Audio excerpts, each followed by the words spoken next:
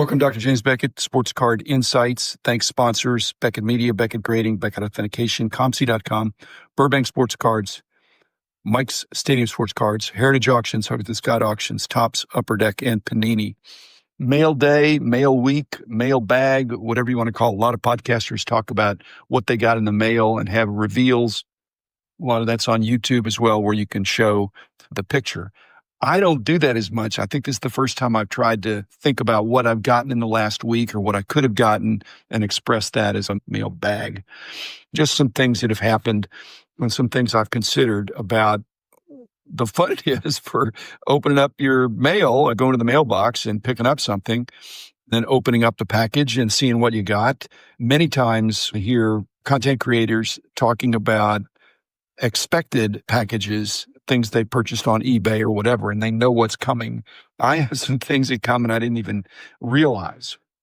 It doesn't happen very often for me because I'm way more of a seller than a buyer. When on ComC, if I buy, it's just to move it over into my account. So it's very rare that I will buy something on ComC and then eventually have it grouped up and shipped. Same thing on eBay. I sell on eBay. If I got a package back from eBay, that would be a return, and I've had one return out of 1,000 or something like that. So that doesn't really happen. I do buy at card shows, but that's walking home with a box and my lovely wife saying, "What do you have in the box?" I thought you were selling cards. And yes, I am selling cards. I'm selling 1% a month and I'm buying probably 1/10 of 1% a month. So I come in with a box of cards at the end of the show. So that's not mailed.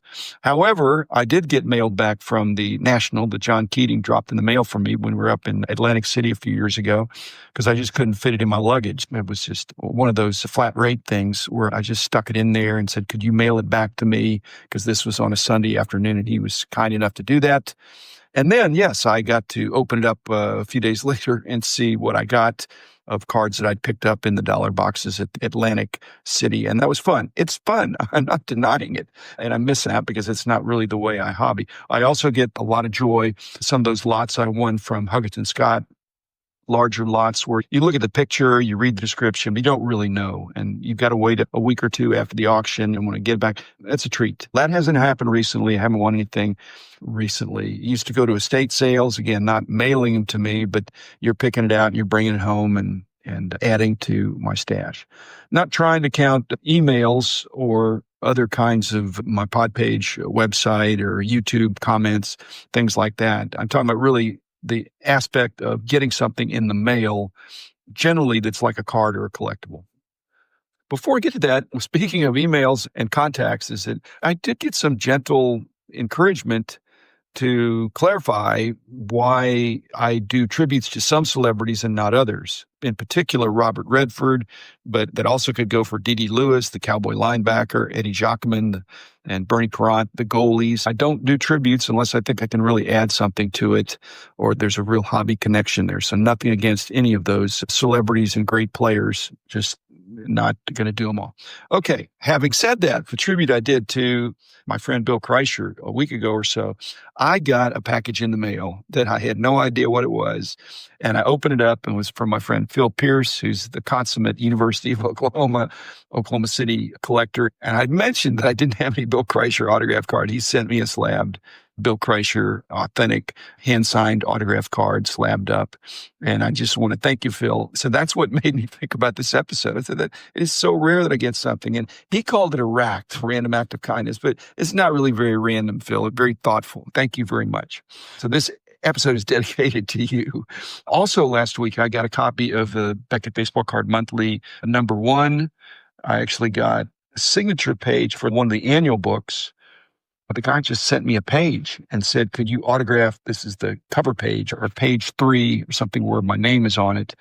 And sure, I'm happy to sign things. I don't charge. And then you just send me a self-addressed stamped envelope and I'll send it back. But that's more of a mailbag for the other person. When they send me their thing that I've seen frequently, and then I sign it and send it back to them and they get, I think it's great. I love doing that. I rarely get something to sign that I haven't already seen. One time out of all these years that somebody said they had something that I really was not familiar with that they wanted me to sign. Another thing, I got some card savers and some boxes from BCW.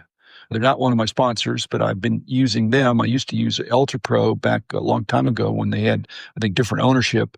Nothing against them, but I've just gravitated toward BCW for boxes and supplies. And I don't go through a lot of boxes and supplies, but it's nice to have a good service from them when I order things. And it comes in the mail. It's not a surprise what it is because of the size and shape of the box. Let's see. I got a box from Panini, and I didn't know what it is when I opened it up, but it was the 2025 Donruss NFL cards, 18 packs of 10 cards each. Got an autograph, a memorabilia card, 18 rated rookies, 12 parallels, 42 inserts. I love opening football. These are things that keep me on my toes. I do watch football and enjoy football, but there's really generally 2 or 3 that would not be in the dollar box a year later. And so it's fun to see what the box hit is, and occasionally get a case hit. I didn't really get anything super duper, but I'm not complaining for several reasons. Number one is that it's the chance to get something great. And sometimes I get better than others, but it's a chance to see the cards and evaluate and learn. I'm a lifelong learner. Thank you, Panini, for that. Another great product. The price has gone up on that, and I think that's because it's please don't keep calling it a cash grab when a company's in business to make money. If they price it too high, it won't sell. So don't say I price it high, people buy. No, people will say no if it's way too high. If it's higher, maybe they put more assets into the product in terms of memorabilia and autographs. I don't know. But all I know is you can say no if you want to, and the card companies will get that message loud and clear if you stop buying above a certain price or when you don't think the price value is there. So no complaints there. I'm going to do an episode about how I think boxes and products could be priced, and you can then respond to that at that time. Okay, I also got a box from Upper Deck with some product in it, and I was delighted to open that up, and there were several boxes in there. First off, 25-26 hockey artifacts. I like artifacts. I like the border design, but I note that it's a 25-26 product, and I am not up to speed on hockey. I learn things generally in arrears. I don't know about you, but I'm about a year behind on movies and TV and things like that. And same thing sometimes with sports. So I don't always know the future rookies. I used to, but now so a year from now, I'll probably know what it was. But in the meantime, I enjoyed opening and the design of the cards. Obviously, I get what I'm supposed to get. I never do worse, sometimes do better, as I'll point out. Second product being Stature, which is a 24-25 product. So that's like last year. It's still within reason here. And I got 6 cards and 2 autographs. So I got a bonus card in there. Again, it's not loaded and they weren't spectacular players that I got, but I got a bonus. I got a little bit more than I was promised. I like Stature. When I go to the dollar boxes, I'm going by a sight, but also by feel. And when you get to the thicker cards, I slow down a little bit. Next was Allure, the Multisport Allure SE, and beautiful cards. I like the Allure brand. I like the fact when I'm leafing through the cards, I can see a touch of color, which they play up really big there. The multi-sport thing is a little bit tricky for me because I really collect by sport. I organize by sport. I alphabetize by sport. And as I said, I'm a year behind. Unless somebody hits it really big in a sport, I'm not as up to speed on some of those things. But still, great product. And then lastly, and not least, but last, is the 24-25 PWHL, the Professional Women's Hockey League. And that actually was one of the more expensive boxes I was sent. So I really try not to just only comment on the price, but that is a product that there's potential there. I have friends that are involved in women's sports, and the value of the franchises and the interest in the sports, especially basketball, I'm thinking more about the WNBA, is incredible. Some of these mail days come from FedEx and get mail days from Amazon with their kind of products, UPS, USPS, and they're all pretty different. In fact, one of the products, I'm not going to throw anybody under the bus, but one of the products I got this week, one of the shipments, had a bad address. It left out one number of my street address, but it was FedEx. And I guess I get enough FedEx, or they're a higher level service, to where the person actually delivered it, even though it had the wrong address. It was off by 1,000. So that'd be like 10 blocks. But the guy brought it. I met him out at the street. I just happened to be out there. He said, "Hey, sorry, I saw this. I saw your name. I saw your street, and the number wasn't right. And then it was left in my truck, and he brought it back in the evening." That's service above and beyond the Call of Duty.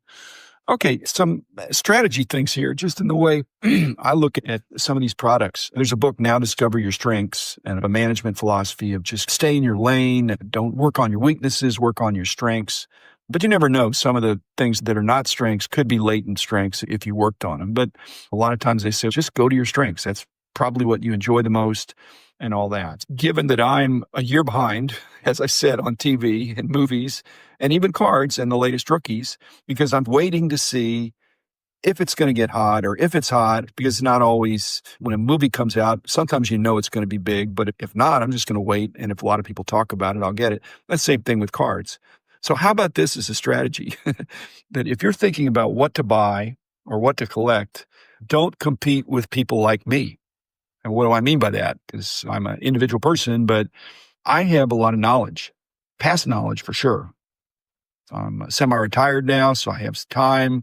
I have a disposable income. I'm comfortable in terms of being able to buy things that I want to buy. Competing with me would mean looking for the same stuff I'm looking for.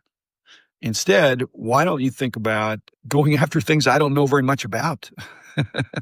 In other words, if you're listening to this podcast and you notice that I don't talk very much about certain kinds of sports or the women's side of things, if I don't know that much about it, I'm in some sense typical of people my age, that baseball, basketball, football, and a little bit of hockey were the main things, also like NASCAR. I know what was hot.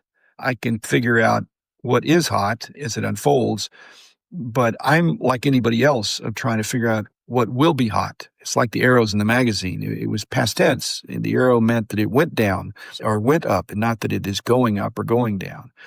And so if you think, what are the things that Dr. Beckett is not that knowledgeable about?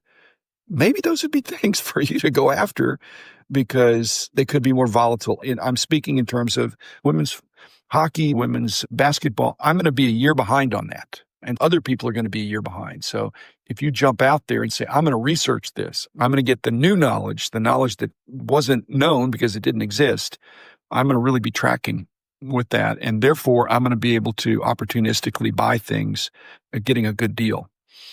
That's one of the reasons I like the mail day, looking at some of these products from Panini and Upper Deck in this batch here, just trying to figure out, this really looks great, but what is going to be the demand for it? And so having now seen it, that there's nothing wrong with the looks, there's nothing wrong with the scarcity, the supply is not great, but what's the demand going to be?